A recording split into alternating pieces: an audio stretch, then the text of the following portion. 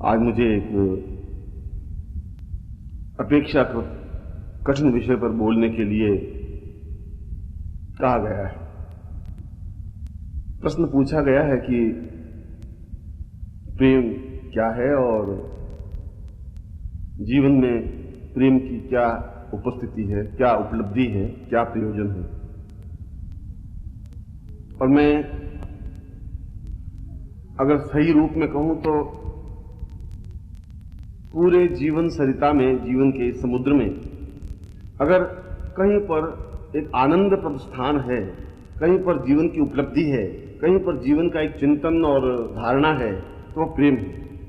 और यदि जीवन के पूरे मस्तल में प्रेम है ही नहीं तो सारा जीवन एक बियाबान जंगल की तरह रह जाता है। उसमें कोई रस नहीं होता, उसमें कुछ आनंद नहीं होता, उसमें कुछ उपलब्धि नहीं होती, उसमें आनंद और चिंतन और प्रेम का एक पराकाष्ठा नहीं बन पाती। तो और इसीलिए मैं कह रहा हूं कि जीवन का कोई अर्थ नहीं है, जीवन का कोई महत्व नहीं है, जीवन का कोई तात्पर्य नहीं है। जीवन का मूल तात्पर्य ही प्रेम है, आधार ही प्रेम है, जीवन का मूल कारण और चिंतन ही प्रेम है। और मैं जब प्रेम शब्द बोल रहा हूं तो वह एक भक्त और भगवान का आपसी संबंध है, एक पूर्ण हृदय का हृदय से संबंध है, देह का देह से संबंध है, प्राणों का प्राणों से संबंध है। उसमें वास्तव नहीं है, उसमें क्षुद्रता नहीं है, उसमें ओछापन नहीं है, उसमें किसी प्रकार की न्यूनता नहीं है। और यह भी बिल्कुल स्पष्ट है कि बिना प्रेम के उस ईश्वर को प्राप्त ही नहीं किया जा सकता, क्योंकि ईश्वर को प्राप्त करने के लिए और कोई रास्ता बचा ही नहीं है। मंत्रों से और साधनाओं से सिद्धियां तो प्राप्त हो सकती हैं, आंख बंद करके ध्यान और साधना लगाने से अंदर तो गहराई में उतरा जा सकता है, मगर उससे प्रेम करने में, उसको प्राप्त करने में, उस ईश्वर को अपने आंखों से देख लेने में जो उपलब्धि प्राप्त करनी होती है, उसके लिए पहले शरीर के अंदर प्रेम का अंकुरण फोड़ना पड़ता है, प्रेम का एक बीज बोना पड़ता है, प्रेम का एक चिंतन स्पष्ट करना पड़ता है, प्रेम को भलीभांति समझना पड़ता है।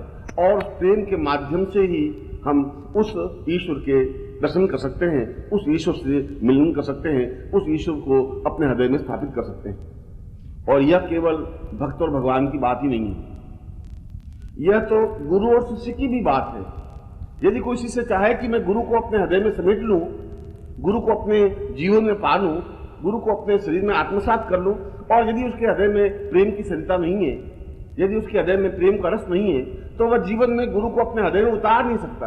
वो देख तो सकता है गुरु को, वह उम्मीद तो कर सकता है कि ये गुरु है, वह स्पर्श तो कर सकता है गुरु को, मगर पूरे शरीर में, रोम रोम में, तन मन में जो बसा लेने की क्रिया है, जो अपने आप में आत्मसात कर लेने की क्रिया है, जो गुरु में डूब जाने की क्रिया है, वह डूब जाने की क्रिया केवल प्रेम के माध्यम से ही संभव है, प्रेम के द्वारा ही संभव है। और इसीलिए मैं आज अपनी बात को प्रेम के द्वारा स्पष्ट इसलिए कर रहा हूं कि अधिकतर प्रश्न ये पूछते हैं कि क्या प्रेम किया जा सकता है। और मैं कहता हूं कि प्रेम तो प्रत्येक व्यक्ति के अंदर निहित है ही। प्रेम कहीं से बाहर से उधार लाने की जरूरत नहीं है, प्रेम किसी से पूछने की नहीं है, प्रेम किसी का कुछ प्रयोजन नहीं है। प्रेम तो जीवन का एक चिंतन है ही। जैसे जीवन में हाड़ मांस है, जैसे शरीर में त्वचा है, जैसे शरीर में मनुष्य का हृदय है, जैसे शरीर में हाथ पैर आंख नाक कान है, ठीक उसी प्रकार से इस शरीर में प्रेम का अंकुरण भी है। आवश्यकता है इस बात की उस अंकुरण को फूट लेने दे। बीज जमीन में है, आवश्यकता है उसको सही तरह से खाद पानी देने की, आवश्यकता है उसको सही ढंग से हवा प्राणवायु ऑक्सीजन देने की, आवश्यकता है वह पौधा बड़ा हो तो उसको सिंचन करने की, आवश्यकता है उसकी सुरक्षा करने की, आवश्यकता है उसको ऊंचा उठाने की।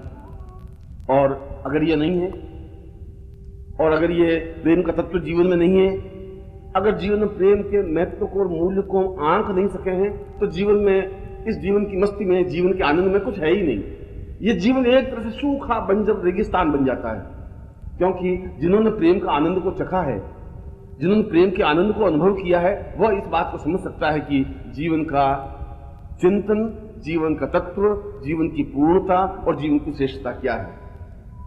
और इसीलिए हमारे पूर्वजों ने, हमारे साधकों ने, हमारे योगियों ने और हमारे वेदांतों ने और हमारे दर्शनों ने एक सुंदर तथ्य सामने रखा है कि उसने भक्त को एक स्त्री के रूप में माना। हमेशा अपने आप को स्त्री मान करके ही ईश्वर को पूर्ण पुरुष के रूप में मान करके उस संबंध को स्थापन किया। हर जगह भक्त अपने आप को स्त्री मान रहा है, क्योंकि स्त्री अपने आप में पूर्ण प्रेम करने की कला जानती है, पुरुष नहीं कर सकता। स्त्री में प्रेम की एक चिंतन, एक धारा, एक रस है, वह उसके तड़प को, उसकी बेचैनी को अनुभव कर सकती है। पुरुष तो केवल गणित कर सकता है, पुरुष का केवल बुद्धि पक्ष ही हावी है, स्त्री बुद्धि पक्ष को अपने ऊपर हावी नहीं होने देती। स्त्री अपने आप में पूर्ण रूप से समर्पण कर सकती है, पूर्ण रूप से अपने आप को समर्पित कर सकती है, अपने आप को पूर्ण रूप से मिटा सकती है, अपने आप को पूर्ण रूप से लीन कर सकती है। यह गुण, यह चिंतन स्त्री में है, पुरुष में नहीं। और इसीलिए चाहे हम कबीर को कहें, चाहे सूर को कहें, चाहे मीरा को कहें, और चाहे किसी भी योगी सन्यासी को कहें, जब भी उन्होंने ईश्वर को प्राप्त करने की क्रिया की और अग्रसर हुए, जब भी उन्होंने ईश्वर को प्राप्त करने की कोशिश की है, तब उन्होंने अपने आप को स्त्री के रूप में माना ही है। और स्त्री के रूप में मानने के लिए आवश्यक नहीं है कि हम स्त्री के कपड़े पहने, स्त्री के रूप में मानने की जरूरत नहीं है कि हम लिपस्टिक, पाउडर, क्रीम लगाएं। स्त्री के रूप में मानने की क्रिया है कि हम अपने उस हृदय पक्ष को एकदम से जागृत कर दें, क्योंकि हृदय पक्ष का जागृत होने की क्रिया ही जीवन की पूर्णता है, और हमारी सारी बुद्धि उस हृदय पक्ष पर हावी है। और यह हृदय पक्ष पर हावी होना जीवन को मरुस्थल, रेगिस्तान बना देना है, क्योंकि जब तक जीवन में रस नहीं है, जब तक जीवन में प्रेम का चिंतन नहीं है, जब तक जीवन में एक माधुर्य नहीं है, जब तक हम किसी की इंतजार में खोए हुए नहीं रहते, जब तक हमारी आंखों में कुछ बसा हुआ नहीं रहता, जब तक हर क्षण हमारे चिंतन में कोई चीज, कोई तथ्य, कोई ज्ञान, कोई धारणा नहीं होती, जब तक वह प्रीतम हमारी नयनों में बिल्कुल समाया हुआ नहीं होता, तब तक हम ध्यान लगा ही नहीं सकते, तब तक हम खोए हुए रह नहीं सकते, तब तक अपने आप को लीन कर ही नहीं सकते, तब तक अपने आप को मिटा ही नहीं सकते। और इसीलिए तो स्त्री बनना जीवन का सौभाग्य है, इसीलिए तो स्त्रीत्व जीवन की पूर्णता है, क्योंकि जीवन की श्रेष्ठतम रचना केवल और केवल मात्र स्त्री कर सकती है। पुरुष से सुंदर रचना इस संसार में, विश्व में और कुछ नहीं है। पुरुष को जन्म देना स्त्री का सबसे श्रेष्ठतम कार्य है, क्योंकि उसमें दो गुण हैं। स्त्री के पूरे जीवन के तत्व को, अगर स्त्री के पूरे जीवन के दर्शन को हम निचोड़ करके देखें तो उसमें दो तथ्य बिल्कुल सामने स्पष्ट होंगे।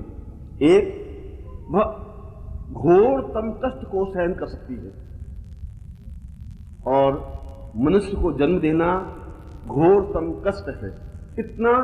इतना कष्ट कि केवल स्त्री ही सहन कर सकती है। स्त्री ही 9 महीने एक बालक को अपने गर्भ में रख सकती है, उसकी एक एक क्षण को, उस कष्ट को सहन कर सकती है, और जब उस बालक को जन्म देती है वह अत्यंत दारुण और कष्टमय क्रिया है, अत्यंत घोरतम यंत्रणामय क्रिया है। मगर यह यंत्रणा, यह घोरतम कष्ट केवल स्त्री सहन कर सकती है, पुरुष नहीं कर सकता है। और इसीलिए पुरुष की अपेक्षा स्त्री ज्यादा बलवान है इस रूप में कि वह सहन कर सकती है, पुरुष इतना सहन नहीं कर सकता। और पुरुष अपने आप को हावी करने के लिए नदियां लांघता है, समुद्र में छलांग लगाता है, आकाश में उड़ता है, खतरे उठाता है, जोखिम भरे कार्य करता है। वह यह दिखाने के लिए करता है कि मैं भी तुम्हारी तरह सहन शक्ति रखता हूं, मैं भी तुम्हारी तरह कष्ट उठा सकता हूं, मैं भी तुम्हारी तरह यंत्रणा भोग सकता हूं। यह केवल अपने आप को स्त्री पर हावी होने की एक छलावा है, एक क्रिया है, मगर उस कष्ट को, उस दारुण वेदना को, उस चिंतन को वह पुरुष नहीं समझ सकता। दूसरी बात यह कि केवल मात्र स्त्री ही प्रेम करना जानती है, क्योंकि वह पूर्ण रूप से अपने आप में लीन हो सकती है, सिमट सकती है। और सबसे बड़ी बात यह कि प्रेम करने की कला, प्रेम करने की क्रिया गणित के माध्यम से तो हो नहीं सकती, हिसाब किताब लगा करके प्रेम किया नहीं जा सकता। प्रेम तो समुद्र में एक छलांग लगाने की क्रिया है, उसमें अपने आप को बचाने की कुछ क्रिया नहीं होती। प्रेम तो अपने आप में डूब जाने की क्रिया है, और मनुष्य पूरी तरह से डूब नहीं सकता, मनुष्य पूरी तरफ से छलांग नहीं लगा सकता, क्योंकि मनुष्य का बुद्धि पक्ष बहुत अधिक हावी है, स्त्री का हृदय पक्ष बहुत अधिक हावी है। इसीलिए भक्त हमेशा अपने आप को स्त्री के रूप में ही भगवान को प्राप्त कर सकता है। अगर भगवान को प्राप्त करना है, उस भगवान को साक्षात देखना है, उस प्रभु के सामने साक्षात नृत्य करना है, उस प्रभु के अपनी आंखों में बसा लेने की क्रिया है, तो स्त्री रूप बन करके ही देख सकता है, क्योंकि स्त्री की आंख में कुछ ऐसा है जो अपने आप को पूर्ण रूप से उस बिंब को समेट सकता है। मनुष्य आधा मस्तिष्क भाग से सोचता है, आधा हृदय भाग से सोचता है। वह एक क्षण सोचता है कि उचित है कि अनुचित है, यह करना चाहिए कि नहीं करना चाहिए, ऐसा करना ठीक रहेगा कि नहीं रहेगा, ऐसा करने से लोग क्या कहेंगे क्या नहीं कहेंगे, ये सब बुद्धि पक्ष से सोचती रहती है। और अगर ये सोचता है वह प्रेम नहीं कर सकता, वह केवल ढोंग कर सकता है, वह केवल पाखंड कर सकता है, वह केवल छल कर सकता है। स्त्री छल नहीं कर सकती। अगर स्त्री प्रेम करेगी तो पूरी तरह से करेगी, अपने आप को पूर्ण रूप से समर्पित करके करेगी, अपने आप को पूर्ण रूप से डुबो देने की क्रिया करके करेगी। इसीलिए ये दोनों ही क्रियाएं स्त्री के पास ही है। घोरतम कष्ट सहन करना प्रेम का आधार है, क्योंकि उस वियोग में और कुछ है ही नहीं। वह प्रेम तो एक झलक के लिए दिखाई देता है और उसके लिए रुक जाता है।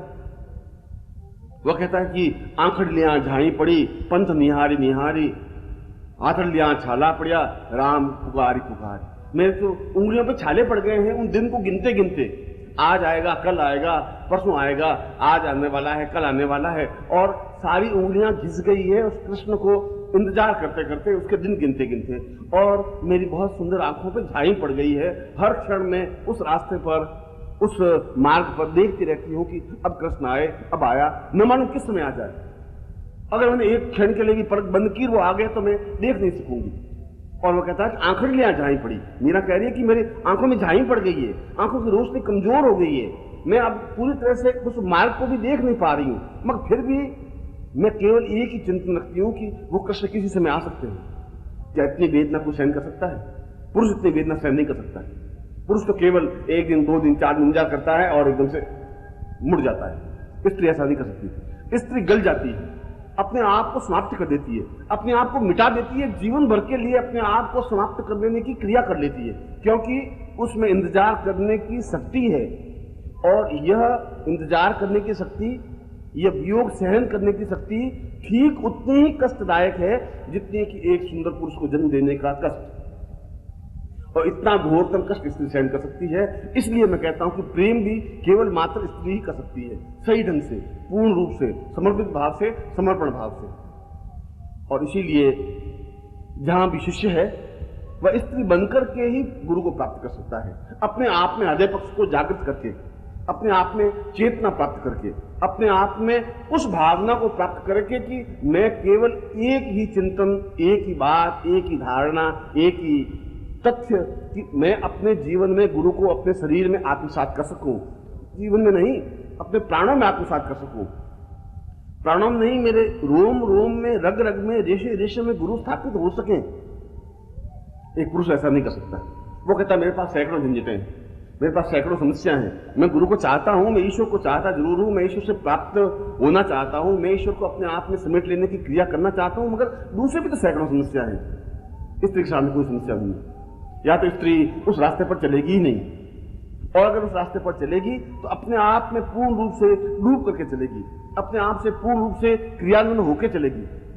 और इसीलिए मैं ये कहता हूं कि प्रेम कहीं से उधार नहीं मांगा जा सकता, प्रेम कहीं बाजार में बिकता नहीं है, प्रेम कहीं से लाया नहीं जा सकता।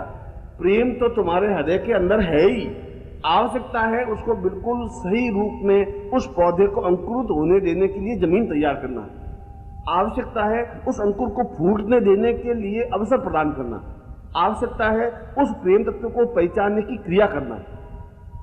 मछली के लिए पानी कोई नई चीज नहीं है, क्योंकि मछली और पानी का तो संबंध है ही, वह वहीं पैदा होती है, उसी में समाप्त हो जाती है। उसके लिए पानी अपरिचित नहीं है, और तुम्हारे लिए भी ईश्वर अपरिचित नहीं है, क्योंकि तुम ईश्वर के ही अंश हो, ईश्वर में तुम पैदा हुए हो, तुम्हारे अंदर ईश्वर है।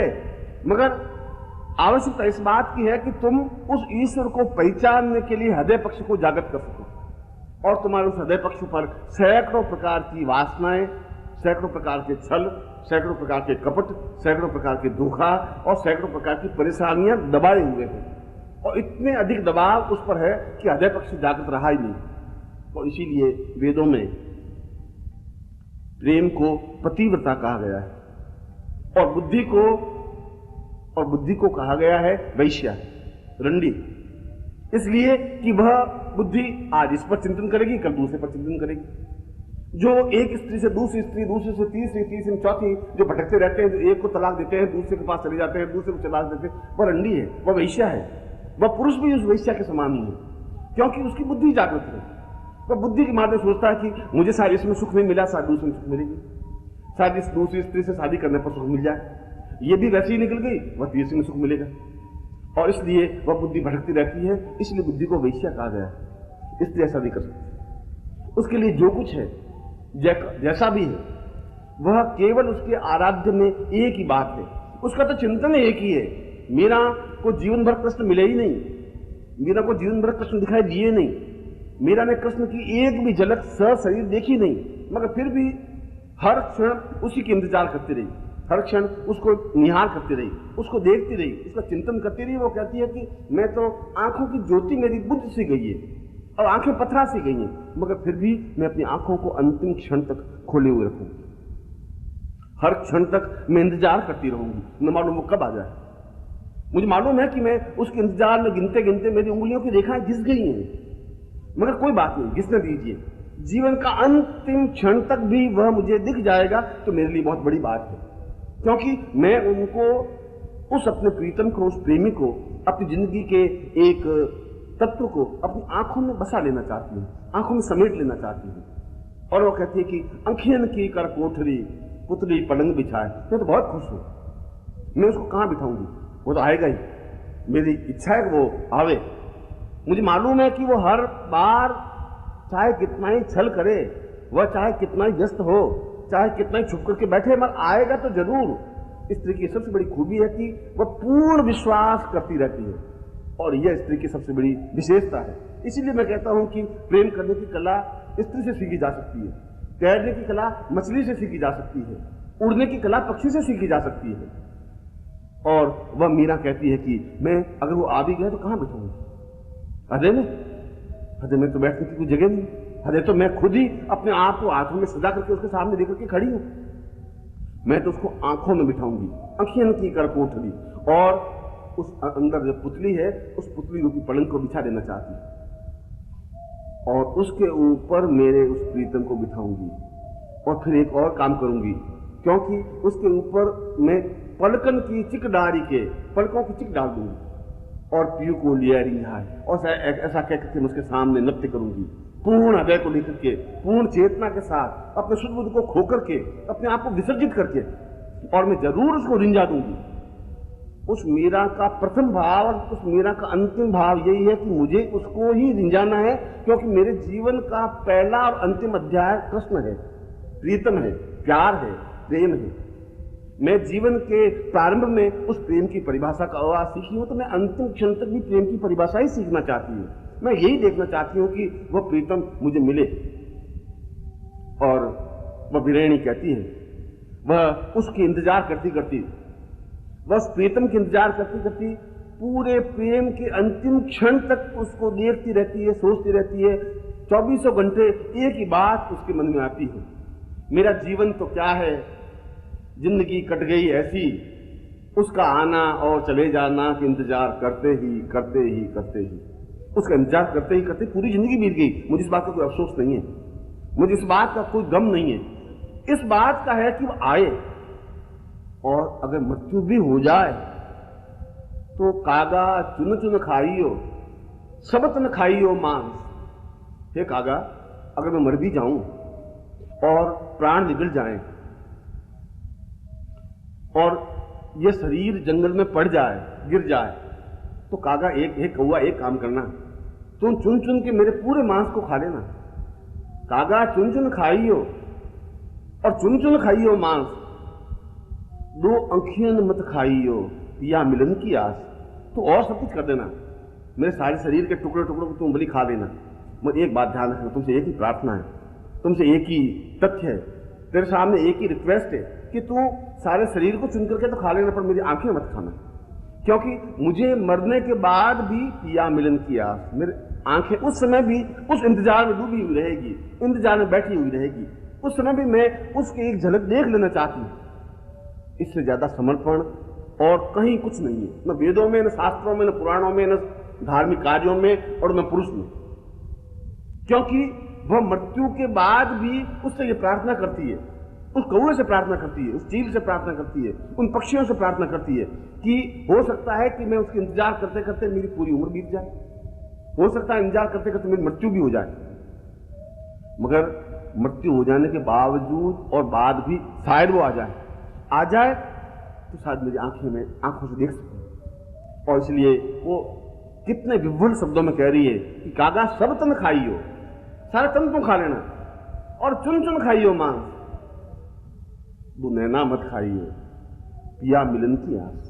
मुझे उनकी आस है। यह विभलता, यह वेदना अगर भक्त में है, यह इतनी बेचैनी उसमें है, अगर इतनी तड़प उसमें है, तो निश्चय ही वह उस ईश्वर के साक्षात दर्शन कर सकता है, निश्चय ही वह ईश्वर को प्राप्त कर सकता है, निश्चय ही वह ईश्वर में समर्पित हो सकता है, निश्चय ही अपने आप को पूर्ण रूप से उस ईश्वर में लीन कर सकता है। क्योंकि उसकी तो एक ही बात है कि इस संसार में अगर मैं हूं तो मेरे सामने मेरा प्रीतम है, मेरा प्यार है, मेरी जिंदगी है, मेरा धड़कन है। इसके अलावा जीवन में कोई अस्तित्व नहीं, कोई बोध नहीं। मेरे दूर से सारे कार्य गौण हैं, दूर से सारा चिंतन, सारा विचार गौण है, दूसरी मेरी कोई धारणा नहीं है। और वह उस पपीहे को कहती है, पपीहा तू पीव पीव करे, पीव मेरा मैं पीव की, तू पीव कहे सुकून। पपीहा और कितना लोटू स्पष्ट कहती है कि वह पीव जो है वह तो मेरा है। पपीहा चौंच कटाए दो, मैं तेरी चौंच कटा दूंगी अब, और ऊपर डालू लूण। चौंच कटाऊंगी नहीं, ऊपर लूण भी डाल दूंगी, नमक भी डाल दूंगी, जिससे कि तू मुंह खोल नहीं सके। क्योंकि मुझे बहुत ईर्ष्या है। ईर्ष्या इस रूप में है कि पीव मेरा मैं पीव की, तू पीव कहे सुकून। तू कौन होता है पीव कहने? इस पीव पीव शब्द बोलने वाला तू कौन होता है? मैं बोलूंगी, क्योंकि मेरे अलावा इस संसार में उसका कोई है ही नहीं। मैं दूसरे को जाने दूंगी नहीं, मैं उसको अपनी आंखों में बसा दूंगी और आंखों को ढक दूंगी। ना मैं देखूं और को, ना तो ही देखन देखूं। और मैं जब उसको आंखों में अपने आप को समेट लूंगी तो फिर मैं दूसरों को देखने भी तो नहीं दूंगी, क्योंकि वह मेरा जीवन है, वह मेरी धड़कन है, वह मेरी चेतना है। और इसीलिए मैं कहता हूं कि स्त्री का सारा सौंदर्य सिमट कर प्रेम में रह गया है। स्त्री की एक धड़कन और चेतना उस प्रेम में सिमट करके रह गई है। विवाह तो एक ढोंग है, एक पाखंड है, एक प्रकार से देखा जाए तो एक क्रिया है। और ये समाज ने एक तरह से स्त्री के पांवों में बेड़ी डाल दी है, स्त्री को बांध दिया है, जकड़ दिया गया है, उसको स्वतंत्र होने के लिए मजबूर कर दिया है, उसको परतंत्र करने के लिए बाध्य कर दिया है। क्यों कर दिया है? कि पुरुष खुद परतंत्र है, पुरुष पर बुद्धि हावी है, पुरुष उस रूप में प्रेम कर नहीं सकता, पुरुष उस रूप में अपने हृदय को व्यक्त नहीं कर सकता, पुरुष उस रूप में अपने हृदय को समर्पित नहीं कर सकता। और वह नहीं कर सकता तो वह नहीं चाहता है कि स्त्री भी उस रूप तक पहुंच सके, उसके आगे बढ़ सके। वह ये सोचता है कि यह भी पीछे सिमटी हुई रहे, इसमें भी वो आनंद की अनुभूति नहीं कर सके। इतना स्वार्थ पुरुष है। और इस स्वार्थ के लिए, इस स्वार्थ के चिंतन के लिए उसने एक विवाह का ढोंग रचा दिया। अनजाने पति से और चाहे जाने हुए पति से उसने उसके फेरे खा लिए, उसको अपने बांध दिया। और धर्मशास्त्रों, नीति ने, वाक्यों ने एक बात कह दी, बस तुम्हारा एक जिंदगी उस पति के साथ ही है, तुम्हारा पति है, तुम हो और पति के अलावा कुछ नहीं है। ये सब बुद्धि है। इसमें हृदय पक्ष कहां से आ गया? और अगर ऐसा होता तो फिर मीरा नहीं बनती, अगर ऐसा होता तो फिर राधा नहीं बनती, ऐसा होता तो इस जिंदगी में प्रेम सब जैसी कोई तथ्य और चिंतन नहीं रह पाता। क्योंकि कोई स्त्री विवाह करके उस ईश्वर से साक्षात्कार नहीं कर सकती। कोई स्त्री किसी की गुलाम बन करके उस प्रिय को, उस प्रीतम को, उस प्रेम को प्राप्त नहीं कर सकती। क्योंकि एक गुलामी, एक दासता अपने आप में परतंत्रता है, और विवाह एक परतंत्रता है। जीवन का कर्तव्य तो है, विवाह करना जीवन का एक आवश्यक धर्म है। आवश्यक धर्म इसलिए है कि इससे समाज की व्यवस्था बनती है, आवश्यक इसलिए है कि उससे एक नई सृष्टि का उदय होता है, आवश्यक इसलिए है कि एक समाज की व्यवस्था को निरंतर एक गति मिलती है। यह कर्तव्य तो है, मगर ये प्रेम नहीं है। प्रेम के लिए किसी एक से बन जाने को, किसी उसको जिसको वो चाहे नहीं, उसके प्रति अपने आप को बन जाने की क्रिया विवाह कहला सकती है, प्रेम नहीं कहला सकती। प्रेम का अंकुरण तो अपने आप सहज स्वाभाविक क्रिया है, वह तो पूर्व जन्म के संबंध है। वो मीरा कहती है कि तेरो मेरो पूर्व जन्म को संबंध मेरे चानू। मेरे चानू, तुम्हारा और मेरा संबंध इस जीवन का नहीं है कृष्ण, तो गलत सोच रहा है। पुराना जीवन का तेरा मेरा संबंध है, इसलिए मेरी शादी भली कहीं हो गई हो, मेरे शरीर को किसी के साथ भली गिरवी रख दिया हो, मुझे साथ किसी के साथ बांध दिया गया हो, मगर मुझे तो ये पता ही नहीं चलता कि मैं इसके साथ फेरे खाए। मेरे तो सामने तू है, मुझे तो केवल तू दिखाई दे रहा है, मेरे सामने तेरे अलावा कोई चिंतन नहीं है, क्योंकि मैं तो जीवन का एक तथ्य, एक चिंतन, एक विचार, एक धारणा ये समझ बैठी हूं कि अगर तू नहीं है इस जीवन का कोई मकसद नहीं है, कोई अर्थ नहीं है, इस जीवन की कोई धारणा नहीं है, ये जीवन बेस्वाद है, इस जीवन का एक लुत्फ नहीं है। और इसीलिए मैं ये कहता हूं कि अगर तुम्हारे जीवन में प्रेम नहीं है, अगर तुम प्रेम को वासना समझ बैठे हो, तो मैं सोचता हूं कि तुम्हारी साधना व्यर्थ है। अगर तुम प्रेम को एक ऊंची मनोवृत्ति समझ बैठे हो, तो मैं सोचता हूं तुमसे घटिया इंसान कुछ नहीं हो सकता। अगर तुम्हें प्रेम करने की कला नहीं आई, तो तुम्हारा जीवन एक सूखे हुए रेगिस्तान से बढ़कर के कुछ नहीं है, उसमें कोई छायादार पेड़ नहीं है, तुम्हारे जीवन में कोई सुकून नहीं है, तुम्हारे जीवन में कोई सुख नहीं है, तुम्हारे जीवन में आनंद की उपलब्धि हो ही नहीं सकती, तुम्हारा हृदय पक्ष जागृत हो ही नहीं सकता, तुम अपने जीवन में उस इष्ट के साक्षात्कार कर ही नहीं सकते, ईश्वर को देख नहीं सकते, अपने गुरु से पूर्ण तादात्म्य स्थापित कर नहीं सकते। और इसलिए नहीं कर सकते कि तुम इस बात का गणित करने बैठोगे। वह तो ठीक है कि जिस प्रकार से तुमने एक स्त्री के साथ शादी कर दी, उसको बांध दिया, अब न वो स्वतंत्र है, न वो कहीं जा सकती है, हर क्षण तुम चौकन्ने हो, हर क्षण उसके ऊपर नजर गड़ाए हुए हो, हर समय तुम ईर्ष्या से ग्रस्त हो, हर समय उसकी चौकसी कर रहे हो, हर समय इस बात पर वहम कर रहे हो कि नहीं ये कहीं चली नहीं जाए, ये किसी और की नहीं हो जाए।